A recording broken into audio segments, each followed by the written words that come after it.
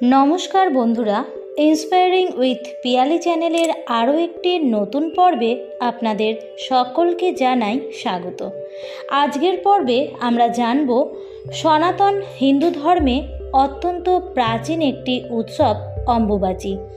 এই সময়ে ধর্মীয় মান্যতা অনুসারে সকলকে আম দুধ খেতে বলা হয়। অম্বুবাচীর সঙ্গে আম দুধ খাওয়ার কী সম্পর্ক, এর পেছনে ধর্মীয় কারণের সাথে সাথে কি বৈজ্ঞানিক কারণও লুকিয়ে আছে, আজকের পর্ব থেকে আপনারা তা জানতে পারবেন। তাই বন্ধুরা ভিডিওটি শেষ পর্যন্ত দেখতে থাকুন। লোককথা অনুসারে আষাঢ় মাসে মৃগশিরা নক্ষত্রের তৃতীয় চরণ শেষ হলে সেই সময়ই মা বসুন্ধরা ঋতুমতী হন, আর এই সময়ে পালিত হয় অম্বুবাচী অনুষ্ঠান। এই 3 দিন মাটি কাটা, লাঙল চালানো সম্পূর্ণভাবে নিষিদ্ধ। আমাদের মা পৃথিবীকে একজন নারীর সঙ্গে তুলনা করা হয়। একজন নারী যেমন ঋতুমতী হলেই সন্তান ধারণের সক্ষম হবে, সেই রকমভাবেই অম্বুবাচীর পরেই আমাদের মা পৃথিবী হয়ে ওঠে শস্য শ্যামলা। এই 3 দিন সমস্ত মন্দিরের দরজা বন্ধ থাকে। 3 দিন বিশেষভাবে নিত্য পূজা সম্পন্ন হলেও মন্দিরের দরজা জনসাধারণের জন্য খোলা হয় না। আসামের কামাখ্যা মন্দিরে অম্বুবাচী উপলক্ষে চলে বিশেষ উৎসব এবং মেলা। অম্বুবাচী নিবৃত্তির পরেই জনসাধারণের জন্য, ভক্তদের জন্য মায়ের মন্দির খুলে দেওয়া হয়। আসামে কামাখ্যা মন্দির দেবী সতীর 51টি পীঠের মধ্যে অন্যতম, যেখানে দেবীর গর্ভ এবং যোনি পড়েছিল। সনাতন হিন্দু ধর্ম একটি অত্যন্ত প্রাচীন ধর্ম। এই ধর্মে প্রকৃতির আরাধনা করা হয়। আমরা কোনো না কোনোভাবে দেবী বা দেবতার আরাধনা করি প্রকৃতিকে পুজো করে।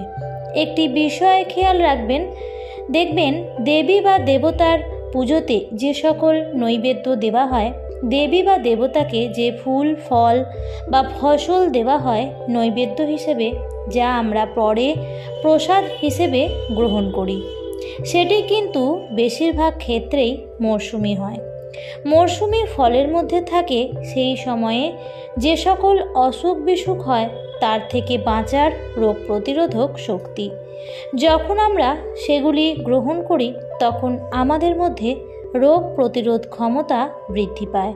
সেই মরশুমে যে সকল অসুখ বিসুখ হয় তা থেকে বাঁচার। আর এই সময় আষাঢ় মাসে প্রচুর পরিমাণে আম পাওয়া যায়। আমে রয়েছে একাধিক গুণ। আম আমাদের জাতীয় ফল। আমের মতো রসালো এবং সুস্বাদু ফল হয়তো দ্বিতীয়টি নেই। আমরা যে সকল খাবার খাই তার প্রভাব আমাদের শরীরের ওপরে, স্বাস্থ্যের ওপরে পড়ে। বিশেষজ্ঞরা বলেন যে সব সময় পুষ্টিকর এবং স্বাস্থ্যকর খাবার খেতে। খাবার থেকেই আমরা প্রয়োজনীয় পুষ্টি পাই, আমাদের শরীর বেড়ে ওঠে।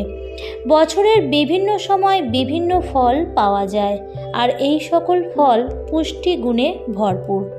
এর মধ্যে আমের কথা না বললেই নয়। সারা বছর আমরা আমের জন্য অপেক্ষা করে থাকি। আম এবং দুধ একসঙ্গে মিলিয়ে খেলে অনেকগুলি উপকার পাওয়া যায়। তার মধ্যে অন্যতম হলো এটি খুব দ্রুত আমাদের শরীরের মধ্যে শক্তি সরবরাহ করে।